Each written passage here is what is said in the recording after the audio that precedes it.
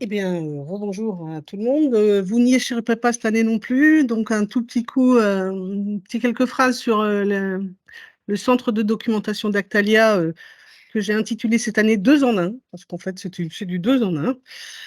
Le centre de documentation Actalia, c'est d'abord le CRDC, le Centre de ressources et de documentation Caprine, qui est un centre qui a été créé en 1985, 95, pardon, je ne suis pas si vieille. Par les centres techniques de la région, nous, ex-Poitou-Charentes, et le conseil régional de l'époque, pour diffuser les actions des centres de recherche et développement en caprin de la région, justement. Sa mission est double, c'est donc effectivement diffuser les résultats des études des organismes de R&D régionaux, voire nationaux dorénavant, et de répondre aux besoins d'information aussi bien de ces centres que de tous les acteurs de la filière caprine régionale, voire au-delà également. Pour diffuser les informations caprines, il existe plusieurs outils. Le site du CRDC, qui a été donc refondu et recréé l'année dernière, non, il y a 2 ans dorénavant. L'année dernière, je n'avais pas pu vous présenter beaucoup de choses sur lui parce qu'il avait été piraté 3 fois. Donc, ça a été un peu compliqué, mais ça y est, c'est rétabli. Donc, on peut avoir des statistiques de consultation. On est à 100 consultations jour pour un site très spécifique. Je trouve ça pas si mal. Et avec les statistiques, on peut aussi savoir quelles sont les interrogations des gens qui consultent le site. Et c'est assez intéressant. Du coup, je peux parfois contacter des services, en particulier pour la santé des chefs, pour leur dire il y a beaucoup de demandes sur tel ou tel sujet. Donc, ça peut parfois influencer leur programme de recherche. Sur le site, on trouve également sur la partie droite, là où il y a écrit documentation, ce qu'on appelle un classeur de fiches techniques. Les Suisses ont créé un classeur de fiches techniques sur l'élevage caprin et ovin qui est absolument magnifique. On ne peut pas refaire ça parce que d'abord, un, ça existe, et deux, on n'a pas les moyens. Et alors, du coup, on a fait un classeur virtuel. Donc, on peut retrouver un peu les mêmes informations avec des fiches techniques ou des documents, voire des articles qui sont libres de droit, évidemment.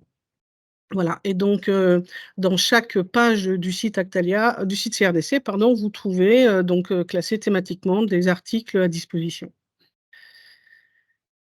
La deuxième façon de diffuser l'information, c'est la base de données Gottlieb, hein, c'est donc un catalogue de bibliothèque. Il se trouve que celui-ci est en accès libre. On peut voir les nouveautés qui ont été saisies, mais si vous pouvez faire une recherche. Et après, si jamais il y a des articles qui vous intéressent et que vous n'avez pas réussi à trouver ailleurs, vous pouvez toujours me contacter. Voilà, les statistiques de consultation de la base de données sont impressionnantes en ce qui me concerne. Moi, je vais trouver ça, voilà, mais ça fait plaisir en même temps. Je me dis que je ne travaille pas complètement pour rien. Et donc voilà, tous les outils que le CRDC met à disposition, le site, la base de données. Le CRDC fait partie du cluster REXCAP, c'est donc l'organisation de la recherche et du développement caprin en Nouvelle-Aquitaine, pour lequel il assure sa communication, d'ailleurs, via une page Facebook, via un compte Twitter, via dorénavant une chaîne YouTube REXCAP, qui s'appelle Technique Caprine. Et pour quelque chose d'un peu plus patrimonial, la mise en ligne d'une collection de cartes postales, d'images de faisselle et d'étiquettes de fromage, de boîtes de fromage, voilà, que vous trouvez aussi également en ligne. C'est pour la partie conviviale, j'allais dire.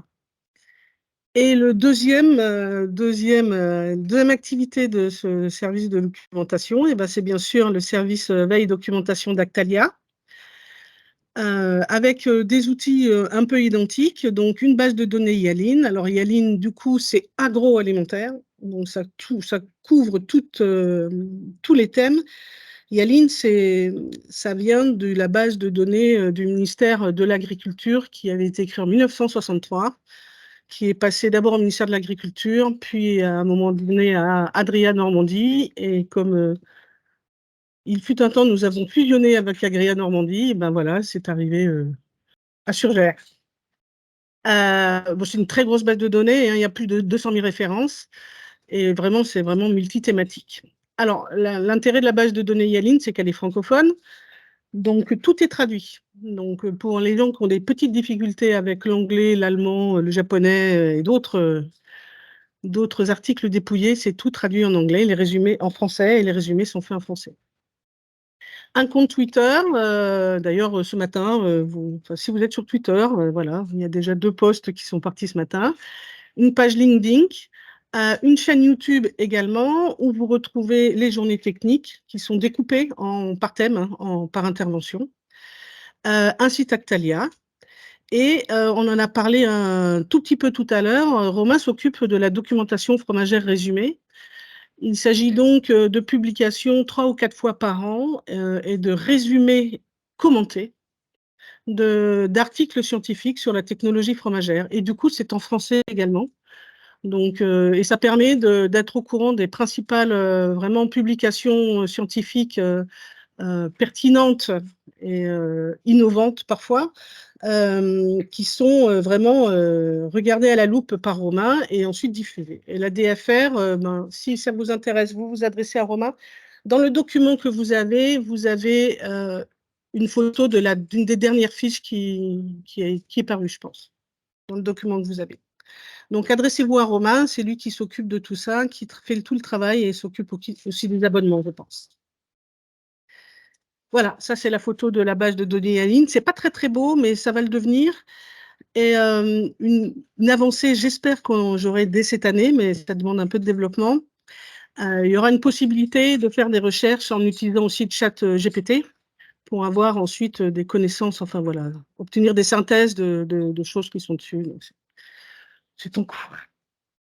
Voilà, eh ben, on parlait de la DFR, la voici. Mais je pense que c'est la même que vous avez dans le document. Et vous contactez Romain. Et la page LinkedIn avec 1200 abonnés dorénavant. Voilà, ça monte un peu tous les jours. C'est bien, j'aime bien LinkedIn, c'est professionnel. Et je vous remercie de votre attention. Je crois que je voulais dire autre chose, mais ça m'échappe, donc c'est pas grave.